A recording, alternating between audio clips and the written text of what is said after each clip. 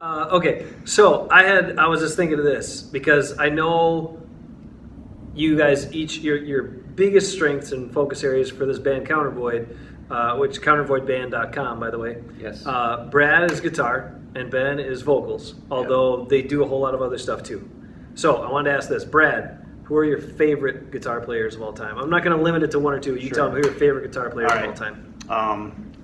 Steve Stevens is one who, obviously, if people don't know, he played with Billy Idol back in the day, but he kind of branched off and did a whole flamenco album. And refer to the genre of music just in case we don't know all these names. So.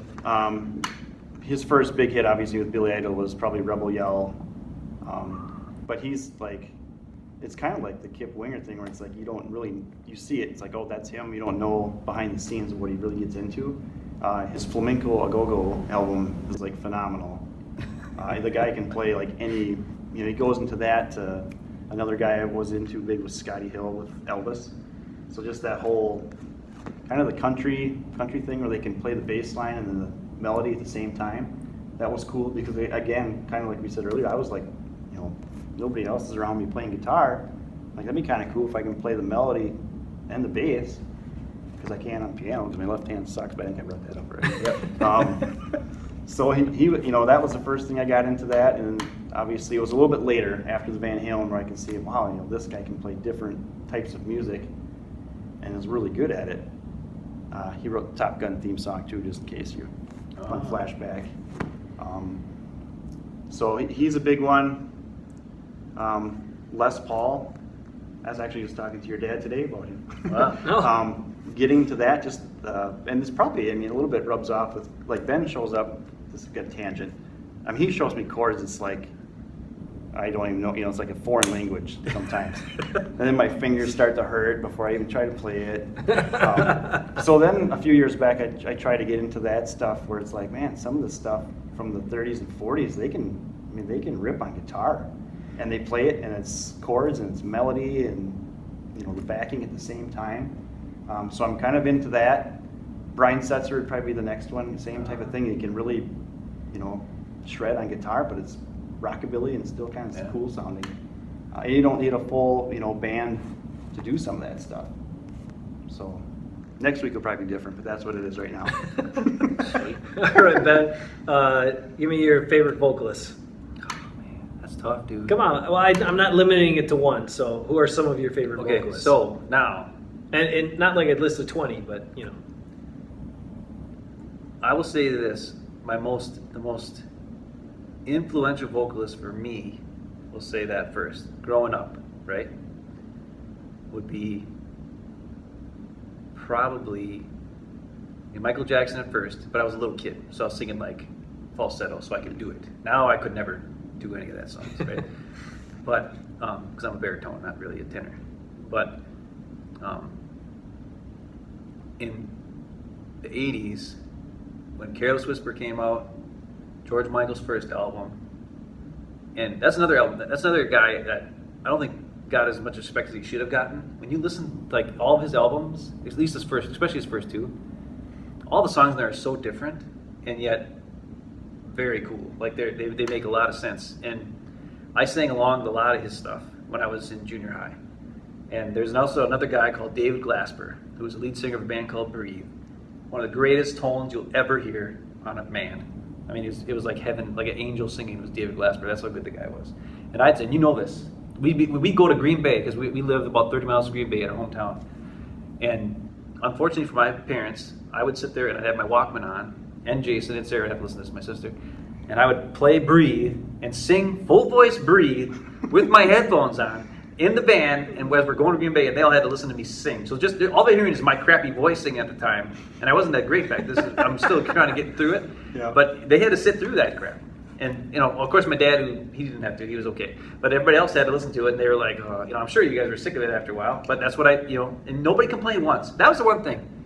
You guys never complained. I would sing that stuff all the time. But David Glasper, and then after David Glasper, then I found, when I started playing guitar and stuff, then it was Lane Staley, especially the first Alice in Chains album, because before he kind of got a little bit messed up with drugs and stuff. But that first Alice in Chains album, there's a song there called Love, Hate, Love. If anybody has never heard Love, Hate, Love by Alice in Chains, listen to it. Lane Staley. There's a live version of them performing at the Moore from 1990. It's in black and white, and holy mackerel, does he sing the crap out of that song. So those three guys are probably the reason why I sound the way I do right now. And another one of my favorite vocalists right now is Adam Lambert, the guy who was on American Idol like 10 years ago or whatever. The guy he's the guy who has incredible range, gorgeous tone, complete control. Like, he is the total package. Like, I don't think anybody has the complete package of all that. Like, perfect range, perfect tone, perfect control, and just nail it. He could sing whatever he wanted, or whatever he wants. So those are my four favorite guys, And Chris Cornell is great too, So those are like the ones I really like listening to. So I really like the grunge and I like the pop singers. Not so much the hard rock singers, I guess, because I couldn't do it. So you know what I mean? So because I couldn't sing Hard to it, relate. maybe if I could sing that high, I would probably really get into those guys more. But because I couldn't sing that high, obviously Steve Perry is awesome. Was awesome. Right. I mean, everybody knows Steve Perry is awesome. And of course Freddie Mercury. Yeah. But I didn't find those guys until, well, I guess they were pretty popular when I was a little kid, but not until after I could actually sing higher, like in college. Then I went back and listened to Queen and Journey, and I could actually sing some of those songs, but not all of them. But those two guys are like, everybody knows they're great. So I'm just more talking about David Glasper and Lane Staley, and those guys were really important to me. How about some of your couple of your favorite songwriters? Oh boy. Well, it's gonna. I grew up too with. I grew up listening to like Carpenters and Bee Gees. I can see a little Bee Gees in you, right, yeah, sure. right. So I kind of, in a nerdy way, got into all these guys, that would come in, like the Wrecking Crew, who, all right, the studio musicians, they went there, they would write the songs, they'd get an artist come in, they'd crank out like, 3 Beach Boy albums in one day, and maybe just anything from that era. They're on so many albums that people don't even know who they are, but they wrote quite a bit of music. David Foster is probably one that comes to mind. He's written quite a few. Is it Harold? I think it's Harold Faltmeyer. He's the keyboard guy. So it was him and Stevens did the Top Gun stuff. He's written tons. Mike Post, A-Team. Sorry, behind inside joke. But I like to play the A-Team theme song. But he wrote like tons of these. Like the sitcom stuff back in the day when they do like a full song before the show. Yeah. And then Seinfeld kind of changed that where you got the Casio keyboard and jumped around in the fake bass. Yeah. And that was kind of the end of it. But some of these guys wrote great songs too that, look at like even Willie Nelson, some of his most famous songs, he didn't even sing. I wouldn't know that. All right, Ben, I'm coming to you next. Some of your favorite songwriters. You know it, man. You know who they are. Well, I know, but these people don't know. Tell them. Okay. One of my favorite guys, Kip Winger. The thing I like about Kip is that he was a high school dropout. Okay, he went to New York to try to make it in music somehow. He's not a virtuoso guitar player or anything like that. He plays bass, and a lot of his parts don't really do a whole lot sometimes, but he's got skill enough to do it. He's not the greatest singer in the world. Like, I remember reading things about when they started the band with Winger, they didn't know who was going to sing. They're like, well, I guess I'll sing, because nobody else wanted, Reb didn't want to sing, and nobody else wanted to sing. So he's like, all right, I'll do it. And it was just kind of like, same thing that happened with Chris Cornell too. Chris Cornell was not a singer, he was a drummer, which is crazy. And that's why a lot of Soundgarden music is really like percussive and like it's got a lot of changes in meter and stuff on the guitar parts. Because Chris Cornell was the drummer first. I never knew that until a couple of years ago. But anyways, it would be Kip for sure. A lot of his solo stuff. Then later out, after the whole Beavis and Butthead thing happened, he went back and he studied for years, studying classical composition and like actual music theory, which he didn't do before. Which then made me even respect him more, because that's what I had done in college, was study music theory and stuff. So once I started going to college, I started hearing more. I like the arrangements more. I listened to the arrangements of pop songs, and that's when I found Seal songs. I liked Crazy and whatever and Kiss from a Rose, but I didn't know why I liked them. And once I took music theory, then I went back and I listened to them again, and I was like, that's why I like them.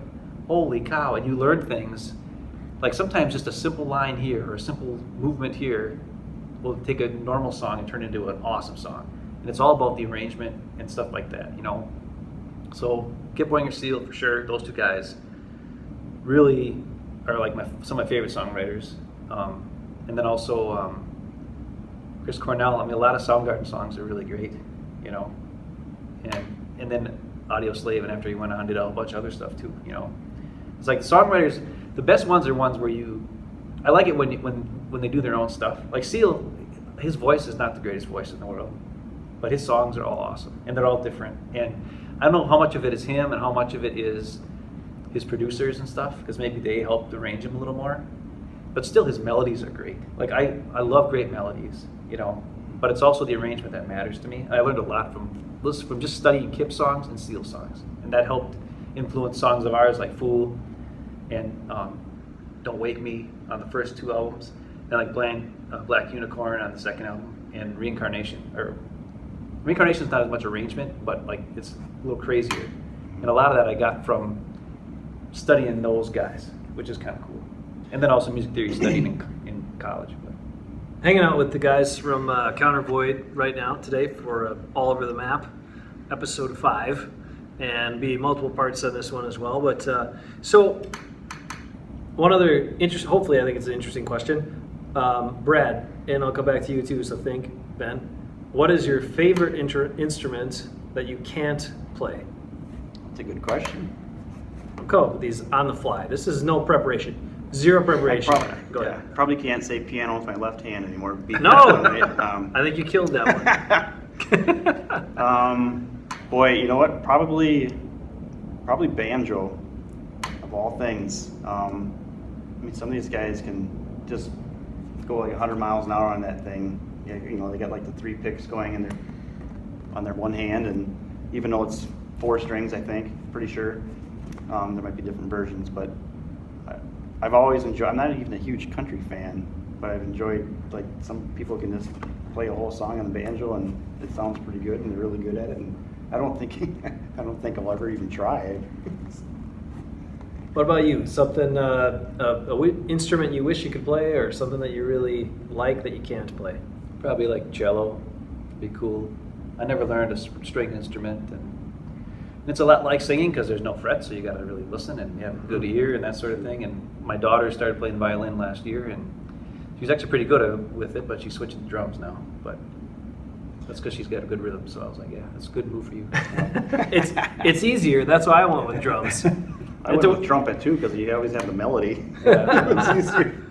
The main line. I was just like, give me the music staff. Oh wait, I don't have to worry about if it goes up or down. Just follow the rhythms. I'll take that one. That's what I said. Worked out, at least for a while anyway. All right, so we're talking about the band Countervoid today, countervoidband.com. You can also find them on Facebook, Twitter, Instagram, No. MySpace. Oh no, that's too old. I'm just kidding. No, I don't know. We These have guys, we have an 8-track releasing on MySpace. Yeah. even though there are all these super old references between these guys, they did not. They don't have a MySpace account. No. Yeah, they weren't established at that point. When your first album came out, 2013. 2013. December, so pretty much almost December Yeah. 2014. But So MySpace is over at least 4 years before that, I wasn't know. it? I only bring it up because of my conversation with Jackson Jones. Plug for you, JCAF and Jackson. He made a MySpace reference early on, and that just kind of caught me off guard. But I thought it was really funny. Like, who even remembers that? Or I haven't had one yet. I never had an account, but I'm like, who did that stuff? Somebody did, but then it went away fast. Yeah. Facebook took over, and now that's getting old too. On all you youngsters Snapchatting and whatever else is next, we get all that. Okay, so Twitter, Facebook, Yep. and then of course music can be found on iTunes and Spotify and Google Play, Amazon, CD Baby. I miss any? I believe it might even be on like iHeartRadio and a few of these other Okay. stuff. But the other ones you mentioned are usually the easiest to find. Right on. And we're going to be doing some other cool things while they're here in Madison. So we will actually be on these guys are going to be on WJJO on the local stage program on Sunday evening at 8 o'clock, which is a cool program. So they're going to be on there, and then also going to be on a program tomorrow night on WORT here in Madison, the Access Hour. We're going to take over the station for an hour, play some music, talk to these guys. It'll be a lot of fun. So those are all ways you can find that stuff online after this gets out. If you didn't catch it, go back and find it, and we'll give you some links, and you can check it out. Okay, so when you, the two of you, put your first album together, what was the biggest difference between the way you felt that first album came together versus what you put in and the product you put out for your second album? Well, the first one, I guess, to be honest, was, yes, when Ben and I reconnected. And I'm like, you know, I was into recording. I had some recording gear. I was going to be like, dude, you should finish your songs, like solo album. And then I know you have maybe 4 or 5 songs, and Ben's like, well, why don't you write some too? And I'm like, well, yeah, I guess I have some riffs laying around. So I kind of did that and emailed him a few things, and he'd show up at my house a few months later, probably. We only met probably 7, 8, 9 times at the most between the couple of years we recorded that. I think I was up there like at least 12 or 13, but it was. But I think because most of the songs on that first album, or at least half of them were written before, like not specifically for that album. Right. Yeah. And then the other there's like 11 songs on there. So 5 of them were written earlier, and then like 6 were written for the album. Yeah. But like 3 of those 6 were written just by me. Yep. And 3 of them were written between the 2 of us, where you pretty much wrote all the music and then sent it to me, and then I came up with the melody and lyrics to match what you wrote. And then, you know, when we did some of the older songs, like one of the songs was a song I wrote, as you know, when we were Innocent Man a cappella group. I wrote it for a cappella group, like for our group. So what we did, that was the first song we did. Actually, we were supposed to go to a Winger concert and it got canceled. Remember? That's how it started. That's right. And instead of going to the Winger concert, Just keeps weaving in there. There you go. Man. instead of going to that concert, And they owe us. We sat and we watched a live show that you had of them performing a couple years earlier. Yep. And then it was like 2 o'clock in the morning. I was like, before I left your house. I think we started like 11 or midnight. And I took the exact arrangement for 5-part vocals and then lead solo. And I took that arrangement and I just made it like a string quintet kind of thing, but it was like, you know, whatever, like MIDI or whatever it was, you know, it wasn't real strings, but it was, you know, in there. And then we recorded that on, and then I sang over the top of that. And then I wrote down the chords for you, what they were. Yep. And I said, here you go, add stuff to this. A couple chords I had to relook up. And then I went home, and then I think it was like right before Christmas time. I came back again or something, and then, you know, you had added guitar and some bass in there and the drums and all this different stuff, and it turned into a whole arrangement. Now there are things that I wanted you to do, you know, like with certain guitar things and whatever. Specific, yep. And then we did adjust a little bit. We had like the super heavy part in the middle where we had, you know, and then we also changed some stuff. But that's a good, you know, idea of how it works with us. A lot of times he's got a whole song and it's done. Like he'll send me the entire song, it's done. And that happened on the first album with 3 of the songs. And the other ones, you know, we'll work it out together, or I'll show up and I'll just like, you know, and for me, I don't write on guitar very much. I usually write on piano because from way back when I studied organ, I like to see it in front of me. And for some reason, though I did play guitar for years and years and years, there's times where I don't know what that, I'll be like, hey Brad, what's that note? What you know, I got play, what am I playing here? And he's like, that's an E. I'm like, oh yeah, crap, whatever. You know, like I don't know what I'm playing. I can't look at the neck on the guitar and know what it is, but I can look at the piano and know exactly what it is. And that's how I usually write the songs on the piano.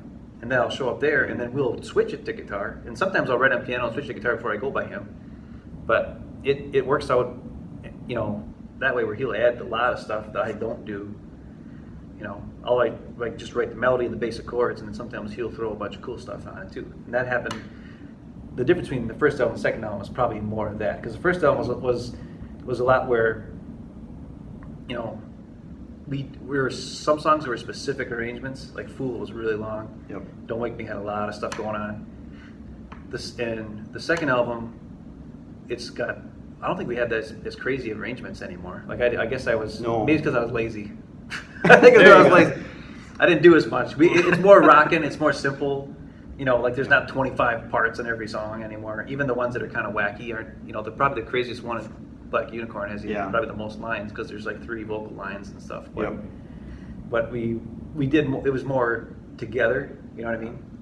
Which I think was helped. I didn't have. There's some things I had ideas of, Yeah. and there's other things where I think we could probably do a better job, even yet, like on the arrangement on some where like I came in and there's some songs where Brad I could tell I'll come in with a song and he knows it means something to me, and he won't mess with it. You know what I mean? Like because I'll have like an idea about. Or I can't play it. No. But I'll have an idea of what what the arrangement is or whatever, or I won't know, and I'm like, oh, you could work on something, and then he'll be like, okay, and then he doesn't do it. And then I show up the next time, and I was like, so did you work on anything? He's like, oh yeah, no, because I think he knows like I might be like, no, that doesn't work. Because one time he did, and we had for Just When, and he did this. Yeah. He did this really cool guitar part, but it was nothing like what I had heard in my mind. Yeah.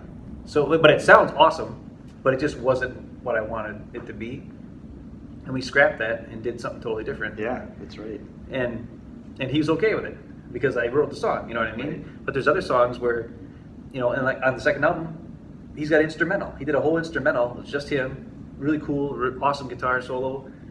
And I was like, let's put it on the album. He's like, we don't want to put that on the album. It's like, you're not even singing on it. You're not even on that song at all. You don't do a single thing on that song. And I'm like, Sounds good to me. dude, yeah. put it on there. Who cares? So it's like, it gives us a good option there. But that's probably the biggest difference, I think, is that. Right. And I didn't have anything that was like totally done besides that one. Totally done. So I had a couple riffs. Right, yeah. So I like sent Ben, like Pucker Up, for example. I want to say I gave you, here's 3 different versions. Like, what should I do during the verse? What do you think you'd sing over? And then Ben came back and like, all right, we're going to use this here. We're going to do this here. So we kind of pieced together a few of it, at least at the same when we were sitting next to each other this time. Versus like Supernova. I was like, man, I got this cool stuff. Can you do something with it? Yeah. And then he came back, the whole song done. I'm like, well, that was easy. I'm going to do another one. And send him another one. That is true, yeah. So we had a way more, the Yeah. first album was like, I did it, he did it. Right. And then we just kind of, like I'd come in and sing my part over what he had already done. Yep. Where this one, he gives me ideas, and he comes up with them all, but then I kind of just rearrange them to match Right. what I come up with a melody, because sometimes my melody won't go as long, or I'll need him like, you know what, we're going to have to make that verse go a little bit longer because I came up with a melody that actually spreads out way farther than what we thought it was going to be. So we have to like adjust the difference in time and stuff. Yeah. So Down Again. Yeah, that one changed. I had that riff. I just use it for warm-ups. Down Again, Counter Void, Fired Up. There you go. Find it. Countervoid.com. First song. You'll hear my piano skills at the beginning, minus the left hand, but you can check it out. Better than I could do. I overdubbed the left hand. No, just kidding. I did play that one. But Ben came up with the whole middle section. What I sold over with, you had a little spot where you did your harmonized singing, and that wasn't in there before. I just had the crazy stuff going on, and I right away too. It's like, oh geez, I did it again. What are you gonna sing over? But he came through again. He figured it out. So, and the you mentioned then go back to the first album how big of a span of time came in. Some of those songs were written over many years, and obviously and there was a lot of diversity on it. And so I know you went with self-titled Countervoid, but I kind of thought you guys should have gone with Mixed Tape. That's what I would have called it. I fooled around with the project a couple times But- because we didn't know what we were doing sometimes. The problem was I didn't think of it right away. So, but I thought that would have been good. Mixed Tape. Well, Anyway. we could, I suppose, like some people will if you- skip. We'll be like Countervoid 4 and not even Yeah, skip that's 3. genius. Or like Alice in Chains. Ooh, there you go. Yeah. Get Alice in Chains, Somebody- like third full album was just Alice in Chains. Yeah. Yep. And Seal's first 2 albums were just Seal, and the second one was Seal. Really? Yes. Really? Oh. I didn't It's realize. very confusing if you're trying to tell people. I thought I had a good idea. I'm like, yeah, well, Kiss from a Rose is on Seal, but it's actually a second one. He's like, what? Well, what's? And then I'll tell him, well, you want to hear Crazy or Whirlpool, for instance? We performed today at the Blues Cruise. Yeah. That's on Seal, but it's the first album. But they're both called Seal. Huh. It's I don't know why he did that. Throwing people off. Yeah. That's good.